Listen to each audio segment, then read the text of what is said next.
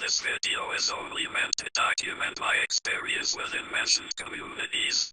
The following does not promote, agree with, nor challenges discussion.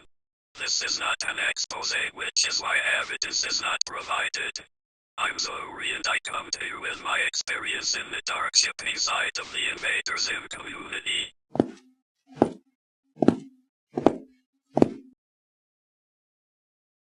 Before we really step in, sorry about all the delays. The people I'm going to be talking about are no longer active online, families have been contacted, servers have been nuked. I will keep things very vague, mostly because I acknowledge that these people are a harm to others and are a harm to themselves. Do not harass or try to contact these people. I hope you can respect my wishes. Sometimes I get confused about which paw goes in which shoe.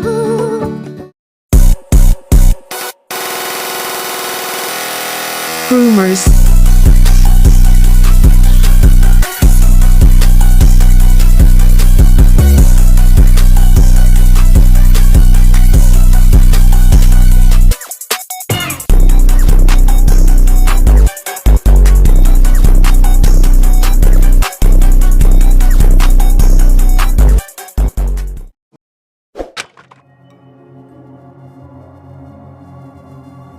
Hey guys, it's Tally Pesto, Dibs number 1.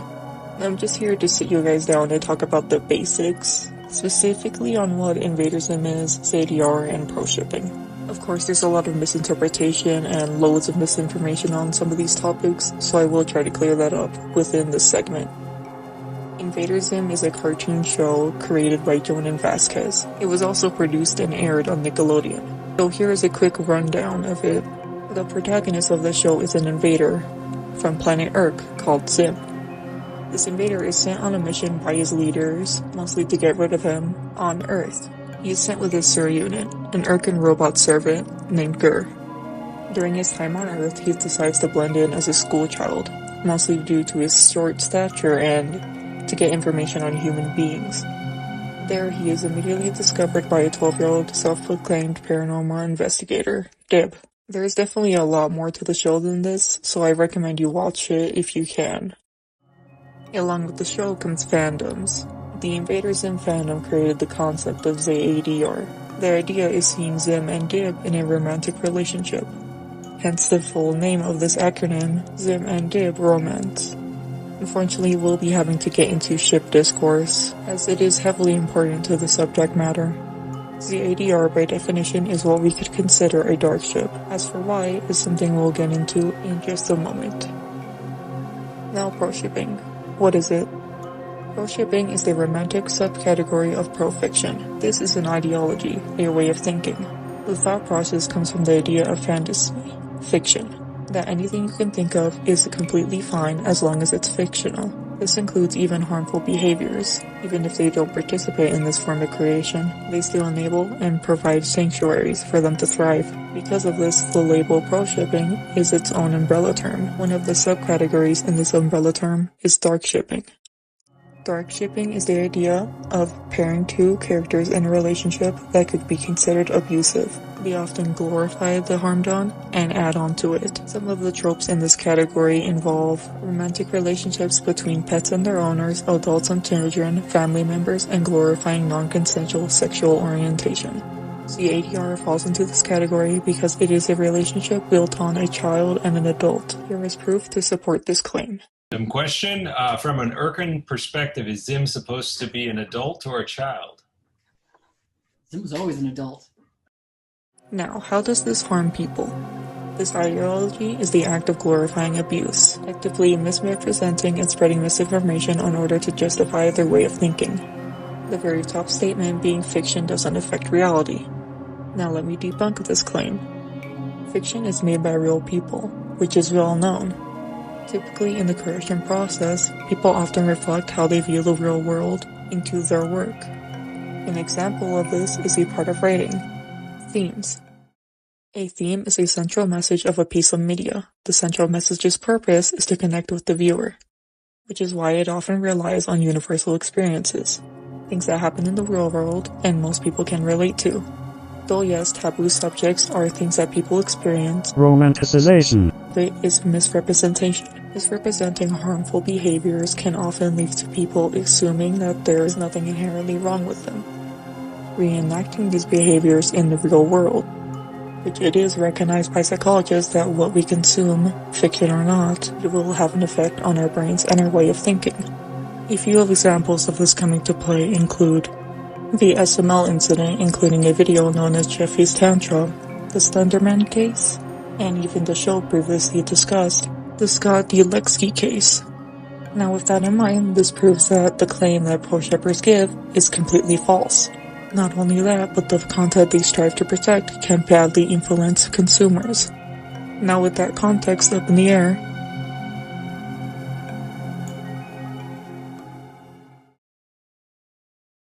thank you for your time, and on to Zuri's experience. It all started during the pandemic. I was around 4 years old. At this time my parents decided to get me a phone, since they didn't want me to be bored. Last year I watched the Invader Zim movie and was very interested in similar content.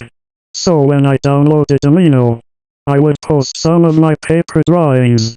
Unfortunately I don't have those today and I'll get to that in a moment. It took me a while to figure out how to use the app, though once I started posting more often, 2 individuals commented on the post, telling me they liked my artwork and were wondering if I'd like to join their community. I was very isolated at the time, so I agreed.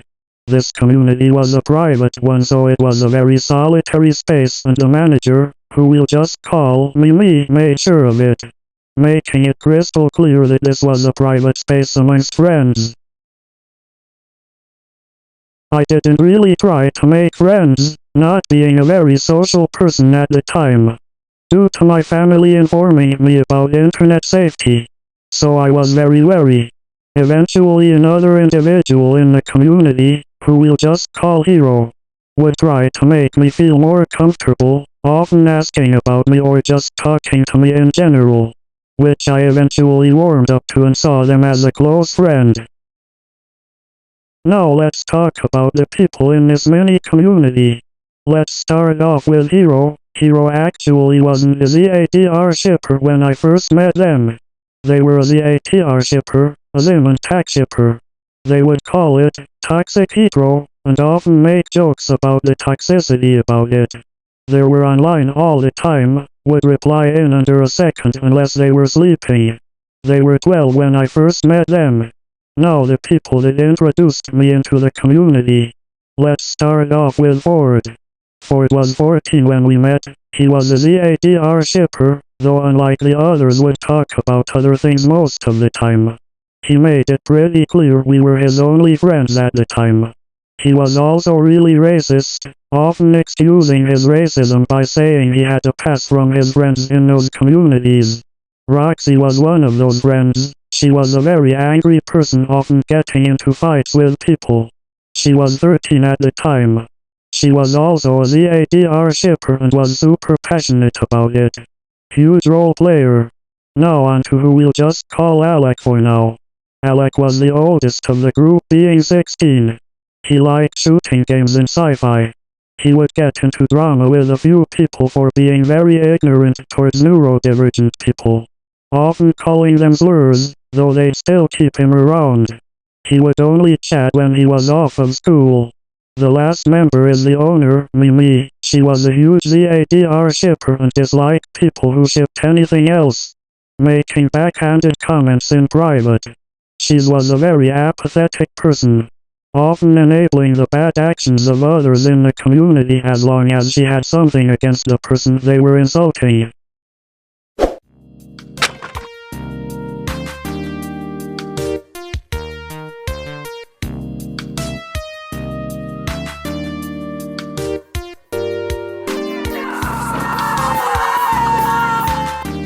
The major controversies among the group will be demonstrated in between 3 waves. This starts from late 2020, considerably around September, ending in mid-2022. These will bring massive changes within the community. the first wave took place after a few smaller controversies that I was not around for. The summary he was given for these events was along the lines of this. Roxy and another individual who we'll just call Wims. This started on a Discord server 4 months before I was invited to the server. Wims and Roxy got into an argument about racism over DMs. This minimally involved Ford's comments. Wims, wanting to take a moral high ground, stated it was wrong and disrespectful to Roxy's own community that she was letting Ford make racist comments and writing it off as a joke. In defense, Roxy stated it was just dark humor and she's being overdramatic. Wims didn't respond and they would hold a grudge against each other, insulting each other in the private conversations. The next was an argument that took place in a group chat on Discord. This took place a week after the previous event. Ford sent a picture of a drawing that he asked me to make. This picture was Wims Invader Zim Oak in Nazi attire. This would spark a major debate, and this debate included why racism and Nazism was wrong, while the poster, Ford would find mostly excuses. The conversation was very subjective and neither side would provide any explanation for their claims. This would divide this group into 3 categories, the middle being Mimi and Ari, as they wouldn't choose a side. Then you had people defending the racism, Ford, Alec, and Roxy. Then individuals against that, Wims and another individual we'll refer to as Zero. They would stay pretty silent until an announcement from Wims. This would happen a week before I was invited. Wims stated she didn't want to interact with these individuals anymore because of their racism, and would leave the group chat, the server, and blocked Roxy and Ford. The group chat then began to almost panic immediately, 5 stages of grief, I'd say. Mimi would message Wims begging her to come back. Wims would respond with paragraphs double down on this. Now the major wave that really made this fall over, I was being invited to this same group chat. Zero would tell me about the situation in DMs, stating that racism is wrong and more importantly why it was wrong.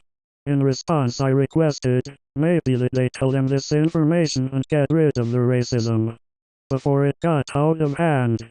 Zero agreed. Once this unfolded, a lot of the members would agree and would kinda have a change of mentality. Things going as planned essentially. This would start with one situation blowing up.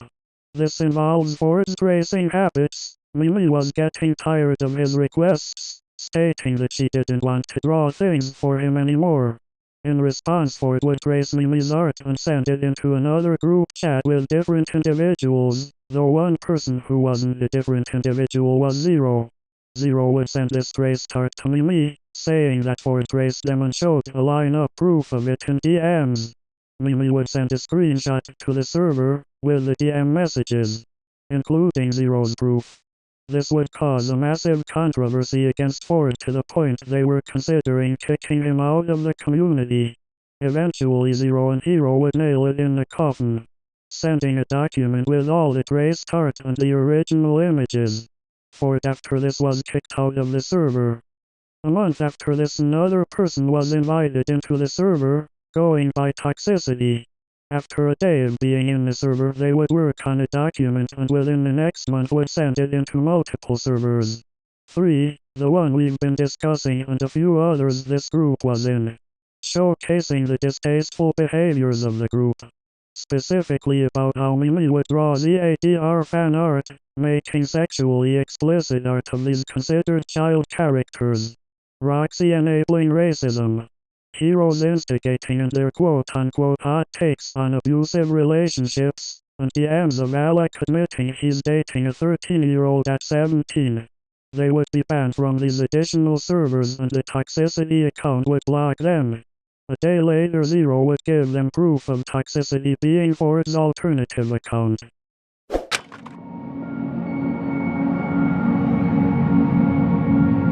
Now we're going to talk about the serious, the important. Remember when I said Alec was dating a 13-year-old? After the document was released they broke up and Alec would disappear completely. A lot of people didn't care since he was a PDF after all. Once he vanished I was invited into the main server.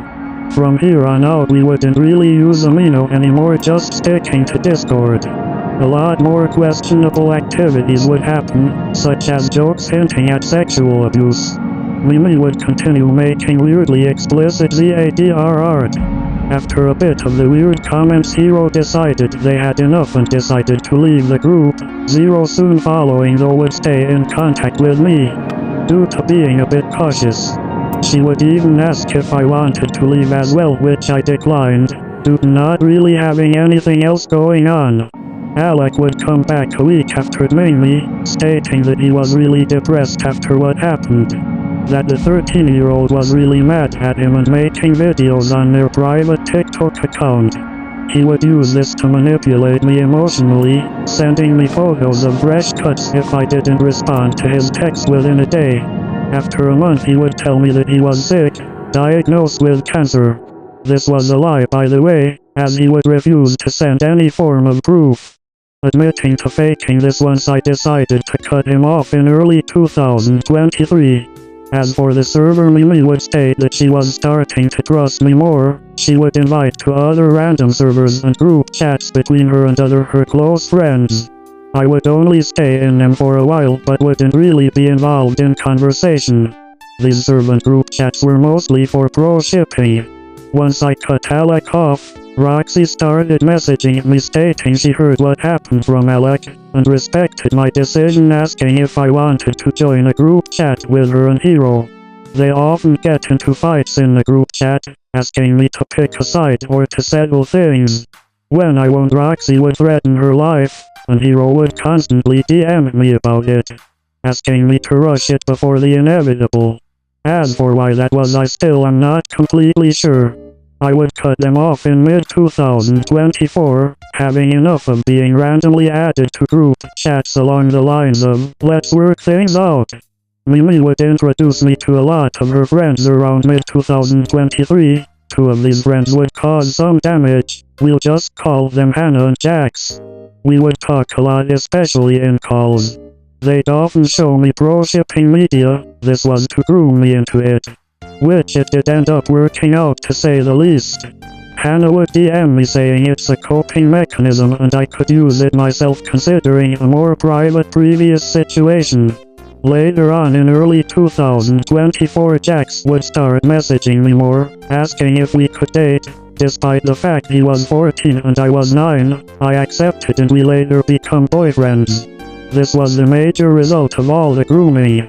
During this time, Hannah would text me more, specifically about her obsession with self-harm. She would tell me all the times she'd do and even asked if I could try it just to show her. I declined for a few days though because she was so insistent. I was pure pressure into doing it. She would always ask for pictures and I'd send them to her. During early 2025, my birthday rolled around. I started thinking about everything more. Because of my cousin, she was 14 and she had some experiences like these on the internet. She shared her story with me, and after a minute I really started to think about it all. The grooming, pure pressure, isolation. I then cooked up a plan. I didn't leave, no, instead I did some investigation. I messaged more users in the servers, eventually stopping at one person, Jax's sister. She didn't know much about pro-shipping, just thought it was all satire, edgy jokes, though once I showed her the messages she was on board. We'd make a Google document on the server. I'd talk to Zero as well. We'd all cook up a plan to raid the server in mid-2024. Jax's sister would be in charge of getting personal details on the other members and I'd have to scope up the person information I was already given. With that, we would work on the doc and get in contact with each one's family, specifically their parents. I'd call them, telling them what happened and sending them the document. After those conversations, a lot of the time parents would either cry or refuse to believe it, though they would eventually get the individuals involved in trouble. I'd never hear from them again after that. Then we'd raid the servers straight after. This happened right after families were contacted. As of currently, I've been told that a lot of the members are either in mental hospitals or psychiatric hospitals. Others though have been banned from the internet or both. Thankfully I was actually able to get closure because of the people I met and the information they gave me, as most people don't get this opportunities.